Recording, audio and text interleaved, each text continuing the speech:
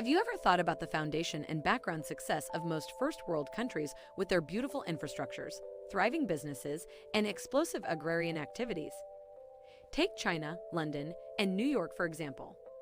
What do all of these cities have in common, you may ask? Well, it turns out, all of their triumphs or fiascos, economic explosions or downfalls, even population increase or food crisis might soon be influenced by the nation of Morocco. Perhaps not for the reasons that you might consider, but sooner than later, this future economic progression was probably defined by a tiny little creature a few centuries ago. Wondering what creature that might be? This creature is the bat. Yes, you got that right, the bat. We consider bats as things that both regulate insect populations, as well as creatures that spread uncommon diseases. However, a couple of hundred years ago, bats were discovered to do something more. Something phenomenal that would shape our world forever without most people recognizing the change. In 1802, European explorer Alexander von Humboldt was traveling through the Peruvian lands when he unearthed a miraculously strange discovery. The thing is, the Peruvian lands never looked like they were suitable for large-scale agriculture, but yet their fields were filled with fresh, healthy, and blooming crops. He tried to find out the reason for this, and that is when he made his discovery. He quickly learned that the Peruvian people had been gathering a substance called guano. Guano is the defecation of bats and some seabirds, and the Peruvians were using this to spread along with their crops for several thousand years. Alexander studied this technique in agricultural improvements and brought this knowledge of guano back to Europe, significantly increasing food production. No sooner than he had brought it to his home country, this knowledge became a vital point of attention to the Western world. This discovery of guano was luring other nations because food production grew in the United States and Europe, and all of a sudden these Western nations went from having a minor shortage of food to having an enormous surplus of food, which was more than enough to feed all of its citizens and extra people. In fact, guano's impact on boosting food production became a big deal, so much so that several wars were fought over guano, like the Chinchilla Islands War of 1864 and the War of the Pacific in 1879. The United States became so infatuated with guano that it passed the Guano Islands Act, which permitted any American citizen to claim and annex any island that had any substantial amount of guano on it. And as expected, they did lay claim to approximately 70 of such islands, mostly in the Pacific Ocean area. You see, guano became so essential to the economic population and industrial growth of the Western world, and perhaps became the most vital resource in the entire world. However, in 1913, Fritz Haber discovered an innovative formula to manufacture an artificial version of guano that we call fertilizer today. Yes, he did, and this one event, the discovery of fertilizer, became a pivotal turning point in the explosion of the world's population, which became known as the detonator. Shortly after this innovation, starvation in nations that used fertilizer became rarer, and the world's population boomed from 1.6 billion to 7.7 billion over the next 100 years. Food production and crop harvests instantly doubled in many towns that used fertilizer. Many nations with typically incongruous locations for agriculture, like the northern European countries such as Norway, all of a sudden were able to sustainably grow crops in more areas as well. Eventually, every single country's economic and population growth was indirectly grown by the food surplus created from the used fertilizer.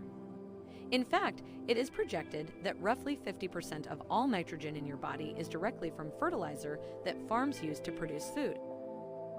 Well, enough about history. How does this invention affect us today? Fertilizer has permitted many countries to grow, and in some cases become superpowers of the world where nearly all of their citizens are well-fed and have very little food insecurity. But in 2010, some scientists began noticing something disturbing. The compound responsible for a ton of the growth that humanity has witnessed over the last 2 centuries might actually be running out. That's because our fertilizer, which has grown our entire civilization over the last 100 years, needs 3 things.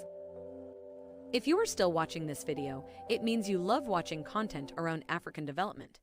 If you do, then do us a favor and hit that thumbs up button. It helps us grow and helps more people see our videos. Have you done that? Let's move on.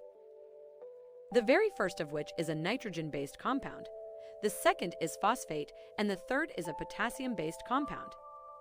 Interestingly, two of these compounds, phosphate and potassium, or in their raw form potash, we cannot create from scratch. You see, potash is a non-renewable resource that is largely controlled by just 4 countries. Canada is by far the world's largest producer of potash, with over 1/3 of the world's potash coming from Canada. Russia, Belarus, and China produced between 10 and 20% of the world's potash, while each and every other nation in the world collectively produces only about 19% of the world's potash. Let's reflect on that for a second. Essentially, 4 countries control one ingredient that will dictate who is or isn't allowed to produce fertilizer. As potash resources are being depleted in these countries, potash will become a more prized resource as the world's population continues to grow in relation to food requirements. Now, the world isn't likely going to go through a potash shortage in the next 100 years or so. Matter of fact, our potash reserves could last for several hundred years before any shortages. However, phosphate, one of those 3 key ingredients, is an absolutely different case. Since 2010, there has been a fiercely contested debate about when, other than if the world will run out of phosphate reserves. According to the United States Geological Survey, it was estimated that we currently have 260 years worth of phosphate left on the Earth, supposing that the population doesn't increase again. Also assuming that the population continues to grow at a similar rate to what it is today, we have approximately just over 100 years of phosphate left on the Earth. However, those are just estimated. That number could be much lower or much higher. But really, we don't even need to know when the world will run out of phosphate because we are already experiencing shortages and have witnessed many countries take dire economic policies to guard their own phosphate. For example, phosphate prices have increased by roughly 80% since early 2020, and in September of 2021, China banned exporting any of its own phosphates in hopes of maintaining enough phosphate to produce enough fertilizer to grow its own food for the foreseeable future. But there is one key piece of the puzzle I left out until this point.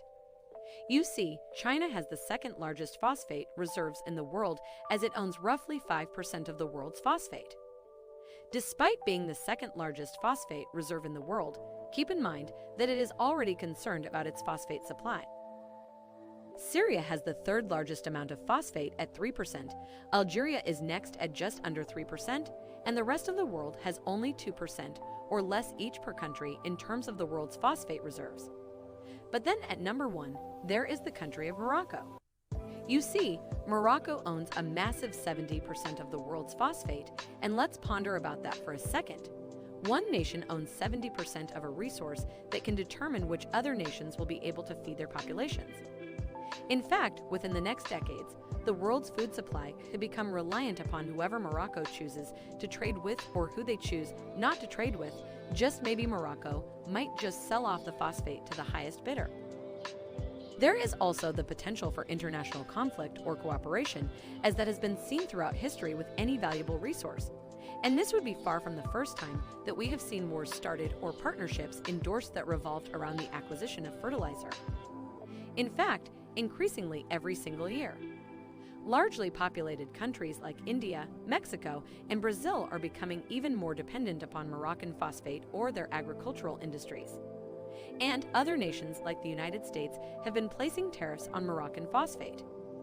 Now it is worth revealing that peak phosphorus, as some are calling this predicament, may not happen as soon as we think. As stated earlier, estimates range from seeing significant shortages relatively soon to seeing shortages that occur several hundred years from now. But this peak phosphorus mentality is really quite similar to what people were saying about oil in the 1950s, because back then, many scientists presumed that oil production and reserves would peak around the year 1970. Yet, the world keeps discovering substantially more oil in places like Venezuela, Saudi Arabia, Norway, Iran, and China. There were also technological innovations for oil like fracking, which allowed the extraction of oil deposits that were previously seen as unextractable because of how difficult it was to extract the oil. What all this means is that even though it is predicted that rock phosphates will become significantly dwindle over the next several decades, we can't really know for sure. Also, scientists have begun genetically engineering plants to absorb considerably more phosphorus in natural soil to curb and dodge the dependence on fertilizer. So far, those experiments have seen minor successes, but at the end of the day, the entire world might bore its fertilizer, something that has never been seen before in the history of the world. All of those old superpowers that owned a large percentage of the world's resources, like the United States, had with oil over 100 years ago, or as the British Empire had with metals in the early 19th century, or same with the Dutch East India Company of the 1600s, or the Hudson's Bay Company in the late 1600s. All of these monopolies could thin out in comparison to Morocco's monopoly on phosphates in the world's fertilizer. It is also worth mentioning that part of Morocco's phosphate reserves are currently in an occupation zone in Western Sahara, meaning that a lot of those deposits are already in a conflict zone, which could be a sign of things to come. Now, if you enjoyed this video, you may as well like, comment, and hit the bell notification to get notified about our new videos. So just stay tuned and I'll be back very soon. And if you just watched this video but haven't subscribed yet, please tap that subscribe button for more interesting content. That's it for today, guys. I'll see you guys in my next video.